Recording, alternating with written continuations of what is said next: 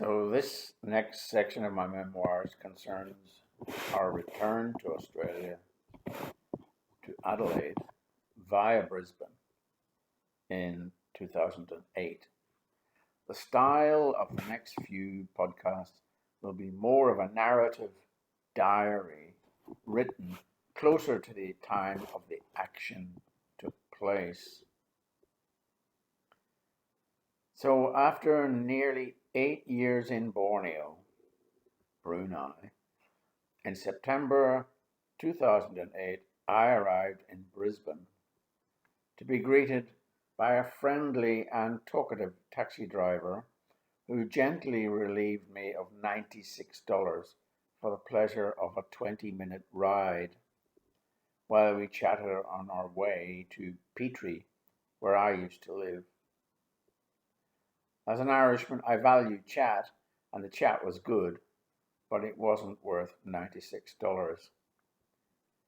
In Chiang Mai in Thailand, this ride would have cost $6.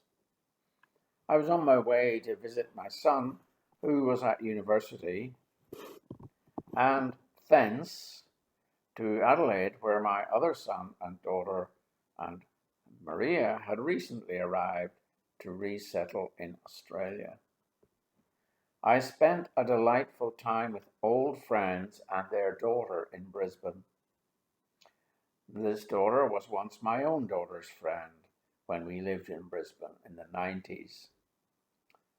They seemed so positive and engaging. I soon warmed to the atmosphere and began to enjoy myself.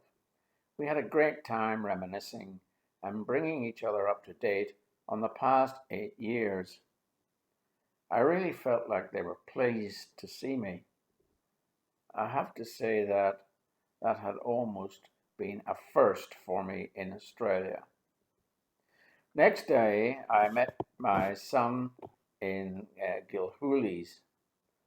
He wasn't able to pick me up at the airport the previous night because his car had been broken into and his license stolen.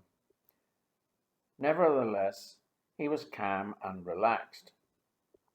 Of all the Nixons, my eldest son is the most relaxed.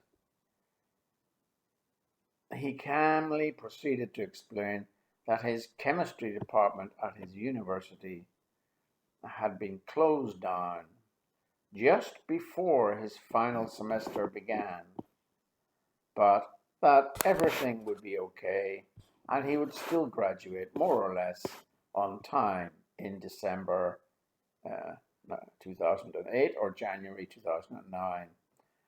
I think to myself, well, closing departments and flexible graduation dates. What is this all about? What does it all mean? In my day, it was all organized. Finals in June. All together now, let's have a nervous breakdown. And then, for most of us, let's graduate together. The times certainly are changing. The next night, we spent a perfectly charming evening in an Irish pub in Callanger, which is the little place area where we used to live in north of Brisbane City. I remember the pub was just opening up when we left Callanger to go to Borneo. What a night of live entertainment. The group were as good as I've ever seen, and that includes pubs 30 years ago in Dublin. It was unbelievable. When we lived in Callanger for 7 years in the 90s, we had never witnessed such live entertainment. In fact, the only time we ever left the house was to eat. Was to go out to McDonald's maybe once every 3 weeks or 4 weeks, and maybe Sizzlers on Christmas Eve once a year. Not on Christmas Day, by the way, because on Christmas Day it was twice the price. My son mentioned to me that the centre of Brisbane was so cosmopolitan. Well, in fact, For me, I don't think it was really, well, for me, it had always been cosmopolitan.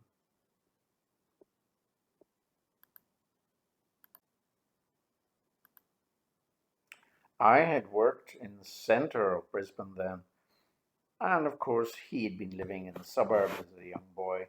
It was just that he'd been brought up in the suburbs where there weren't any people from overseas. Anyway, the second day we went to the Kalangor storage facility to inspect our belongings. They had been there for 8 years. They were in a tin shack covered in dust an inch thick. It was like Tutankhamun's tomb in there. There was very little of value visible. No doubt there were photos in our belongings and so on, and other things of sentimental value.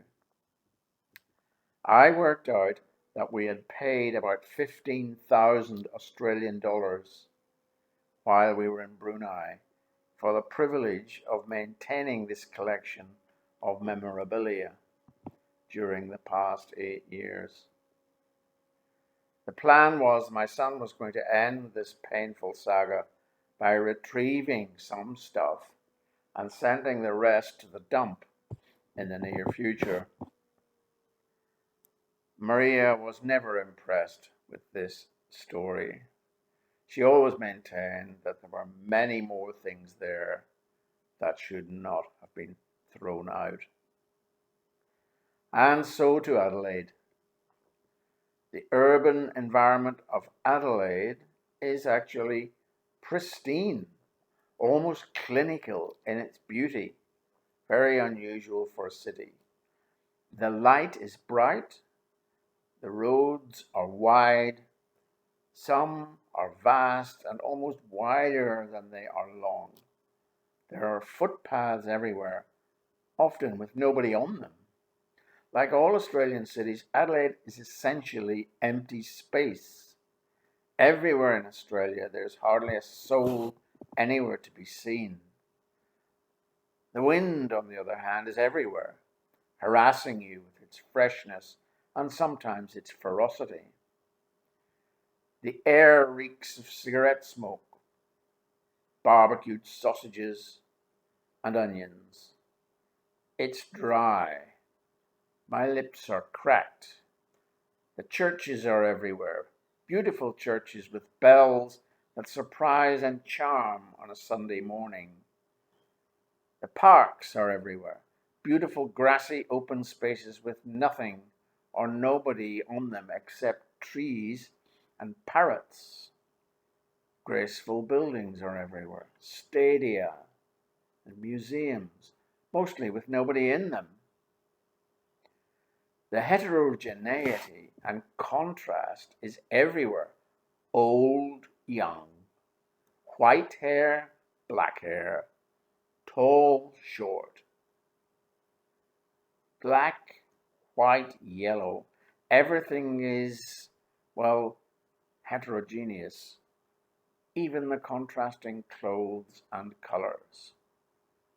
Society seems atomized to me. The unit is not the individual as in the UK. For the most part, it seems to be the couple, as in young couples or older couples or just friends. There are very few groups of people I observe. People don't move in groups in Australia like they do in Asia, Africa, or South America. Just when I'm beginning to relax and think, this is a pleasant place, my tranquility is interrupted by a monumental roar.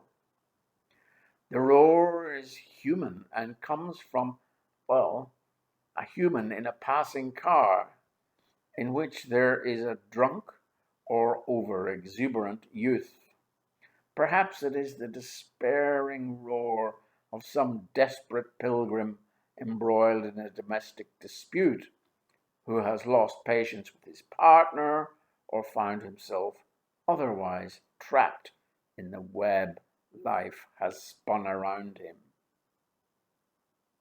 No, this is not Borneo. Here in Australia, there's always the hint of danger, the random threat and menace of the unknown, the hallmark of this developed country. But on the whole, the atmosphere on the street is really quite benign, certainly not as threatening as other parts of Australia, but not as safe as Asia by a long chalk, but non-threatening nevertheless. The people behave strangely. There are wackos. I'm standing looking at a beautiful church, and a weirdo sidles up to me and says, "G'day, sir." He spotted me a mile away and sized me up as an interesting outsider worth a touch for a couple of dollars. And I say, "See you later, Mike," brushing him aside and immediately feeling mean, low, and guilty. There's always the unpredictable note of discord. You can never quite relax. It's not like Asia. It's not like anywhere else in the rest of the world. The typical Aussie is compliant and law-abiding. As he arrives on the curb to cross the road, instead of wandering across the road and challenging oncoming vehicles to stop, like any self-respecting Irishman would do, he stops dead, so abruptly that if you were behind him, you would crash into him.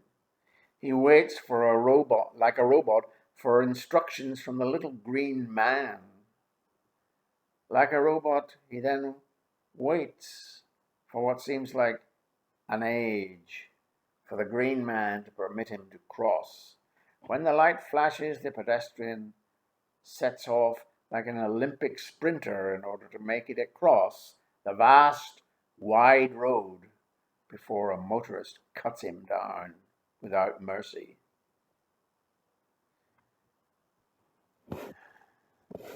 "20 minutes from the airport. $96 in a taxi. Allah. $500,000 for a 3-bedroomed house. $3.50 for a coffee. $7 for a beer. $153 for a one-course meal for 3 persons. Whatever happened to the cheap Australia I used to live in the 90s? Well, I suppose the answer was a decade of the Liberal Party. But that's another story. Anyway, everybody is busy and bursting with energy. The shop assistants and the waiters can't do enough. With everyone I talk to, I feel like I am imposing on their time and a nuisance. I feel the constant need to apologize for my presence to complete strangers before I open my mouth. To the shop assistants, to the waiters, to the bank tellers, to the receptionists and the estate agents, and even the motorists for getting in their way at a pedestrian crossing and being on their road. Even with friends, I feel the same. Sorry for taking up your time listening to me in this phone conversation. I'm sure you are so busy and have other things to do, really important things. Sorry for getting in your way. Sorry for existing. They should have a self-destruct button on this phone so that I can get the hell out of the way once and for all. Then I won't be bothering anyone anymore. Sorry. Prior to my imminent departure for Abu Dhabi, in order to earn some petrodollars, I spent my first Christmas there in Adelaide with my family. Our base was a little two-bedroom dwelling, a creation of the commercial world. There were four of us, because Roger was still in Brisbane, and all in one small living area with a tiny kitchen at the end of the living area and two matchbox-sized bedrooms. The sleeping arrangements were complicated by the fact that, as usual, half the family was sick. After a couple of nights, everyone was sick. Earplugs were tried by all, but with all the coughing and spluttering, they were of little use to us. By this time, I was thoroughly fed up with everything, as nobody seemed to be appreciating my suggestions and efforts to solve the problem. The next morning, Maria complained about the teenagers going to bed so late, and we all had a huge row, which ended up with me going for a 2-hour bicycle ride. But by next day, Maria had changed her tack, and she said that everyone, including herself, were now fed up with me getting annoyed unnecessarily. It's true, I do try to organize people and things, and I do sometimes lack the patience, perhaps, when people can't see that I'm just trying to help. And anyway, my good intentions were clearly not good enough. And we all know that the pathway to hell is paved with good intentions. I started to walk on eggshells. Maybe I'd better get used to it. So yeah, we are invited by friends to a coffee in between their lunch and other commitments. But we were delighted. I valued their friendship. I wanted them to be there, actually, for my lot when I went to the desert in Abu Dhabi. That was the next move for me. Was I using them? Probably. But yes, it would have been nice to have been higher up in the pecking order of their priorities between lunch and dinner. But what right have we outsiders to expect anything other than this? None, of course. It is the classic Anglo culture. Adelaide may be pretty, but it is definitely dominated by the Anglo culture. It's such a relief, though, to meet people, or it was such a relief, like our friends, who actually wanted to talk as a group together. They all sat at a table, and everyone was allowed to contribute. How about that? How long was it since we'd done that in our family? Not just bilateral or trilateral gossipy discussions. No, these were serious topics they talked about.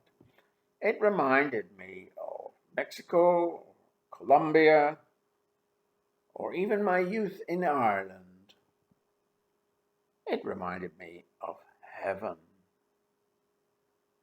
What had happened? Why was everyone so unhappy in my family? Well, then I think I'll soon be off to live with the Bedouins in the desert, and I won't see them all for 6 months. I won't even be part of their life. Perhaps they were looking forward to it. I don't know. Will I survive for 6 months? I answer my own question. 50-50, I'd say.